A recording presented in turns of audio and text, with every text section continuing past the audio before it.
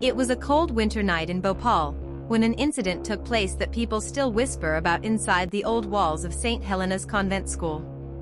What started as an ordinary night in a girls' hostel became one of the most horrifying experiences ever recorded there. And at the center of it all was a girl named Ananya Tiwari. Ananya had just returned to the hostel after winter vacation. Most of the students were yet to arrive.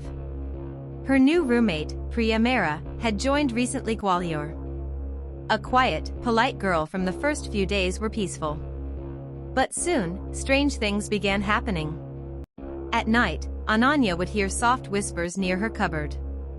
At first, she thought was talking in her sleep, but one night, when she turned on the light, Priya was fast asleep. Yet the whisper came again. "Ananya. I'm cold, open the door." Her hands trembled. She slowly opened the cupboard, but there was nothing inside. Just a faint smell of burnt incense. The next morning, Ananya shared this with her best friend Nisha. Nisha laughed, "Yar, you've been watching too many horror reels. Relax." But later that evening, while walking through the hostel corridor, Ananya noticed an old painting of the school's founder, Mother Veronica. Something about her eyes felt alive. Wherever Ananya moved, the eyes seemed to follow her. That night, Priya whispered suddenly, "Don't look at her eyes, she doesn't like to be seen." Ananya froze. "What do you mean?" Priya didn't reply, she just stared blankly at the ceiling, her lips moving soundlessly. 3 nights later, Priya started acting strange.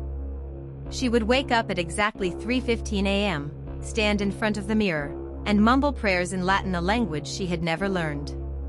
One night, Nisha secretly recorded her. In the video, Priya's reflection was smiling, but her real face wasn't. The next morning, she didn't remember anything. By evening, things turned worse. During study hour, Priya suddenly screamed, fell to the ground, and started speaking in a deep, male voice. "She never left this place. The nun still walks these halls." Everyone ran. The warden, Mrs. Fernandez, called the principal and the local priest. Father Anthony, an old priest from the city church, arrived for prayers. While sprinkling holy water, he noticed a weak vibration in one corner of the prayer hall behind the altar. The next morning, with the principal's permission, they broke open the wall. Behind it, a small, sealed chamber. Inside were burnt candles, an old crucifix, and a rusted diary. The diary belonged to Mother Veronica. Her last words read, "Forgive me, Father, for I have sinned." The girl in room 7 was never meant to live. The school had a dark past. Decades ago, a student named Meera Joshi had died mysteriously inside that very hostel room, the one where Ananya and Priya stayed now. That night, the priest began an exorcism.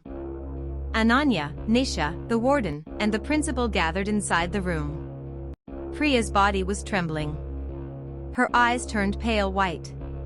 When Father Anthony began chanting, Priya laughed. "You think prayers will stop me? This place is mine." The lights flickered. The windows shattered.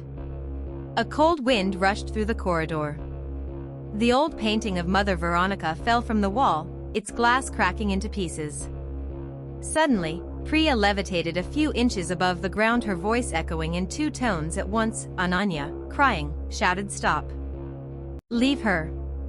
Take me instead." At that moment, every candle blew out. A piercing scream filled the room and then silence. Priya collapsed. The next morning, Priya was taken to Bhopal General Hospital. She survived, but remembered nothing. Father Anthony declared the spirit gone. The school sealed the old hostel wing permanently. But a few days later, when Ananya was leaving for home, she noticed something strange, a burn mark on her wrist, shaped exactly like a cross. That night, on the train to Lucknow, she sat by the window, and just before midnight, a faint whisper brushed her ear. "You said, take you instead." The train lights flickered once.